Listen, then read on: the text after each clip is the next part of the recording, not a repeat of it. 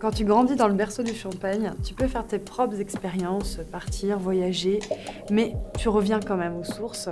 Et c'est ce qui nous est arrivé. Et finalement, on revient parce qu'on a un vrai lien avec la Champagne, avec la terre, avec le produit et aussi l'aspect familial, bien sûr.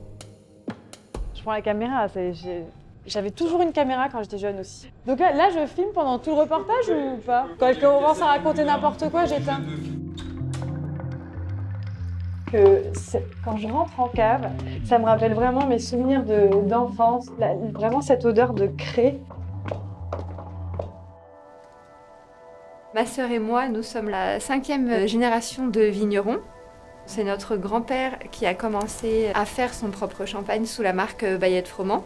Et après, notre père, en quête d'indépendance, il a décidé de lancer dans la vinification. Et ensuite, au décès de notre père en 2005, on a épaulé donc notre maman très courageuse à continuer le domaine tel qu'il était. Et après, je suis revenue sur l'exploitation. Alors, au décès de mon père, à la fin de mes études, en fait, finalement, je ne sais pas exactement quand, ou alors, finalement, est-ce qu'on ne l'a pas toujours été depuis notre enfance? Donc c'est toujours difficile à pointer un point de départ, parce que, en fait, finalement, on vit dans cet univers depuis qu'on est toute petite. On passait tellement de temps en cave, en fait, avec notre père, que pour passer le temps, souvent, j'inscrivais mon nom partout en cave. On peut en retrouver comme ça, à droite à gauche. Donc là, on arrive au niveau du pressoir. Le pressoir hors vendange qui trône. Et voilà, c'est notre seul et unique pressoir. Pressoir donc, qui date de notre grand-père et de notre père. En tant que vigneron de Champagne, si on veut transmettre en fait à nos enfants l'amour du métier, et ben, ça passe aussi par les outils, le matériel.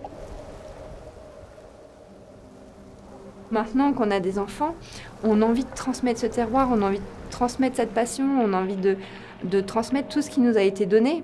On a reçu une belle éducation par nos parents, des valeurs très fortes. Et en même temps, on a aussi cette notion de responsabilité où en fait, ce patrimoine, on n'est que de passage et en fait, il faut aussi qu'à la fin, on transmette un patrimoine le plus beau possible.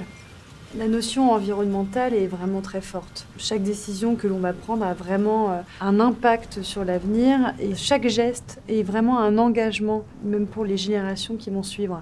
Les bulles du champagne proviennent de la 2e fermentation alcoolique qui se fait en bouteille. Et une fois que les levures, elles ont transformé le sucre en alcool, elles forment un dépôt dans la bouteille. Et c'est ce dépôt après qu'il faut évacuer. Et on l'évacue grâce au remuage.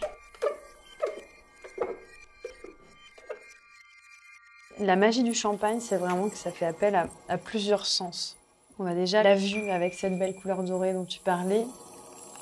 Au nez, ces arômes très explosifs, on sent toute cette maturité et cette puissance aussi.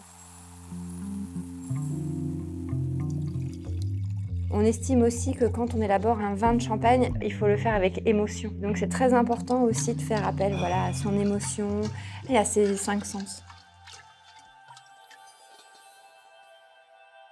Je pense que l'éveil du goût vient vraiment tout petit parce que notre père, vraiment, très vite, il nous a fait participer aux assemblages. Il voulait qu'on commence à se façonner un petit peu nos papilles. Et finalement, le travail du goût, c'est un travail sur le long terme.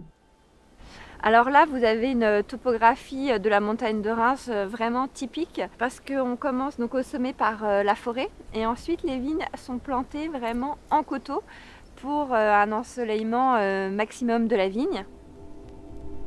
C'est notre père en fait qui a réhabilité ce tunnel pour faire rejoindre sa propre cave et celle de notre maman qui habitait juste en face. Donc en fait, il a réussi à inscrire l'histoire de notre famille également dans ses caves. Je pense que c'est quand même un exercice difficile, l'éveil au goût, parce qu'il y a tellement de subtilité dans les arômes que plus on commence tôt, plus vite ce sera familier pour nous et ça facilitera la tâche de nos enfants qui, on espère, prendront l'exploitation. Quel bœuf!